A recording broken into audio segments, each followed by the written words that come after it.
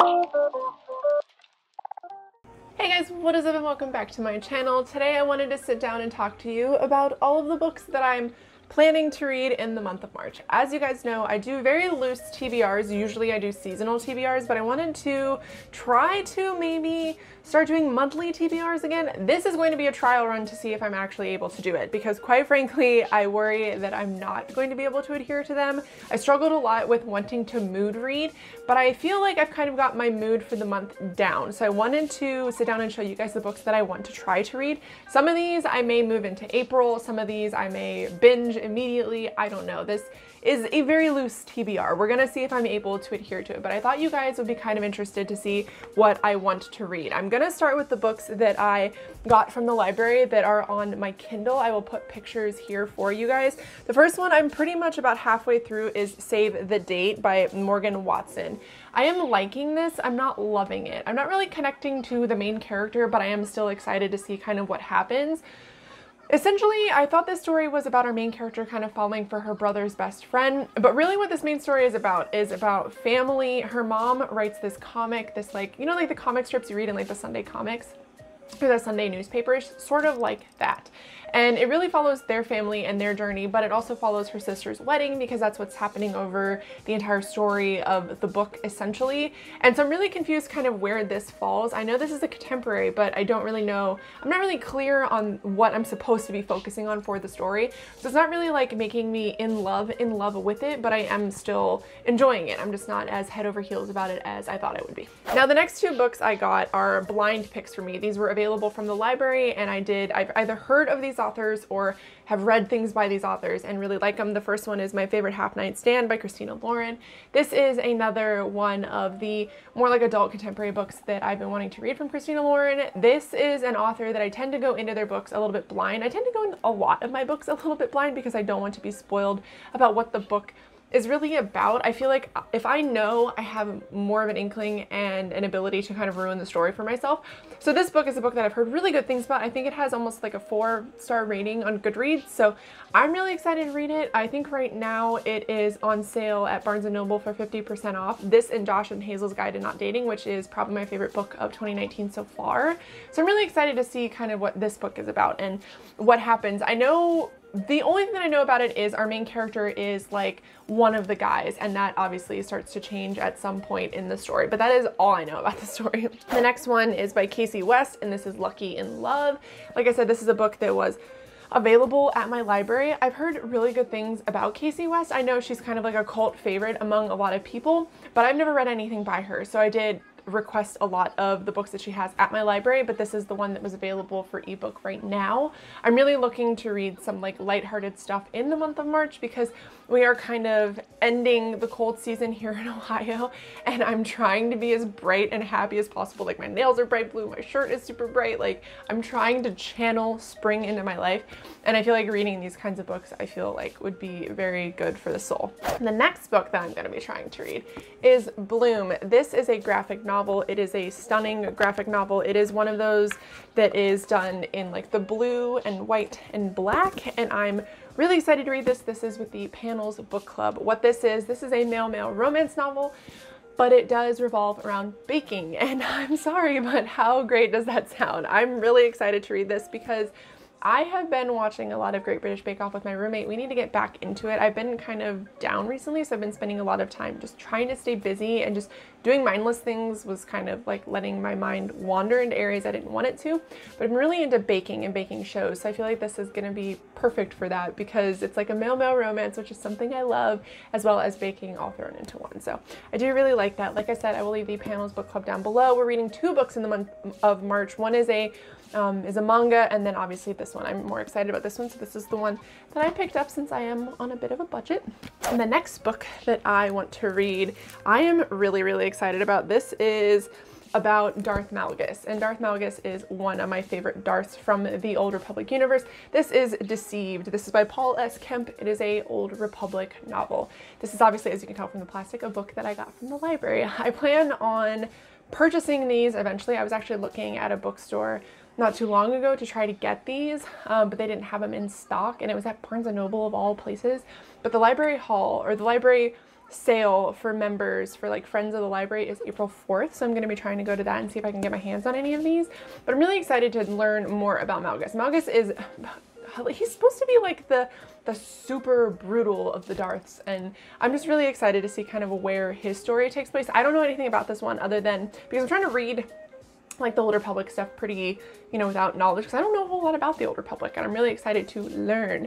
And I don't know, I really like Malgus from what I've heard of him. He's pretty brutal. He is in the Old Republic games. I have yet to meet him.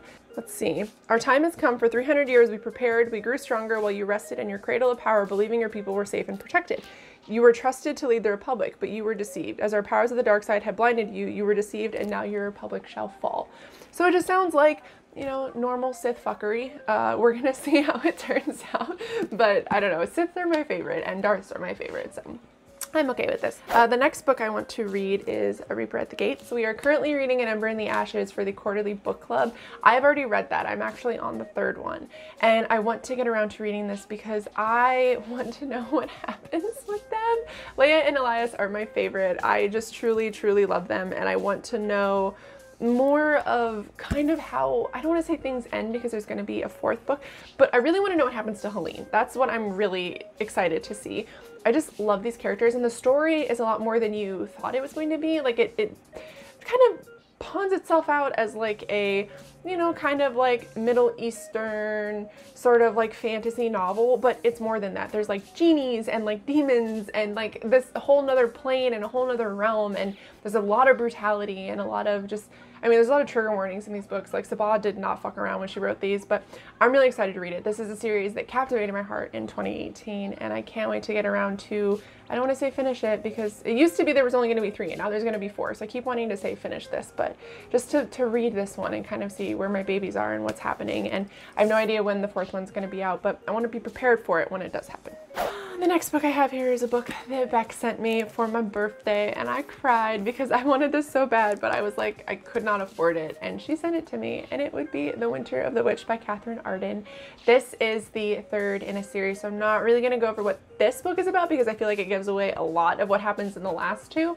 But if you're not familiar, what happens in Bear and the Nightingale, the 1st volume of the series, is our main character is able to see little like gods of protection that are around her village. They protect the hearth, they protect the doors to their home, the windows, they protect the cattle, the farm, that kind of thing. And at some point in time, her father remarries, and her stepmom believes that they need to get rid of those kinds of things within their village.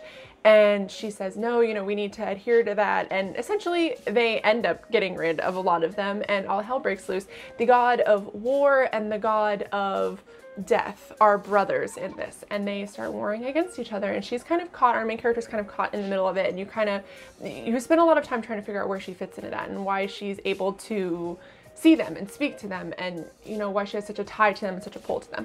I love this series so much. It's very dark, it's very cold. It's definitely a book that you could be bundled up while reading it, and you can feel the chill. It's definitely like an inside middle of the winter kind of book, but I really loved it. I think Catherine is a phenomenal writer. She reminds me of kind of how Kristen White is. Their writing style is very poetic and very beautiful, but very easy to follow, and I feel like that is not easy to do. I feel like a lot of the more poetic stuff, like Maggie Stiefvater, that kind of thing, or S.J. Jones, I don't like their form of poetic writing, but I do really like Catherine's, and I do really like Kristen White's. So I'm really excited to finish this, but also really sad to finish it because from what I've heard, it's very sad, and I'm not ready for that, which is why I shoved so much fucking contemporary into this TBR that it can kind of like lift my spirits a little bit. The next one that I have here is a book that Becca got me. I'll leave her YouTube channel down below. A different Becca. 2 Beccas bought me a bunch of stuff for my birthday, but it would be All the Ugly and Wonderful Things. I believe she has read this book because when she sent it to me, she's like, I know you want to read this. It's a very like gut-wrenching read, like good luck. What this follows, this is a love story, but it happens surrounding a meth lab. So we're gonna see what I think of it. I've heard really great things about this book though. I've heard that it really makes you think, it makes you feel, and I don't know, I really want to read something like that. It sounds kind of scary at the same time, like I don't know if my mental health can handle it, but it is on my TBR because, like I said, I have so many other like lighthearted reads to read in the month. So hopefully this doesn't drag me down too much. If you read this, let me know down below kind of what you thought of it. All right, we're kind of getting towards the end of my TBR. The next book I have here is a book that I know nothing about that I requested from the library because everybody was talking about it, and I'm okay with that because it is an adult contemporary. It would be 99% Mine by Sally Thorne. I've heard a lot about this. I've heard everybody and their mom, their dog, their grandma talking about this. Like their lawn gnomes are talking about this book. I have just heard so much about 99% Mine and I've heard no bad things about it, and I've seen it everywhere. So I was like, you know what, I'm just, screw it. It was like available at the library, so I picked it up and I'm really excited to read it. I know it is a contemporary, I believe it is a romance, and from what I've heard, Sally Thorne is a phenomenal author. Like people really like the things that she writes. So I'm really excited to read it. I don't know. It says a brilliant, biting, hilarious new voice. I don't know. I know there's a lot of books that Sally has written since then.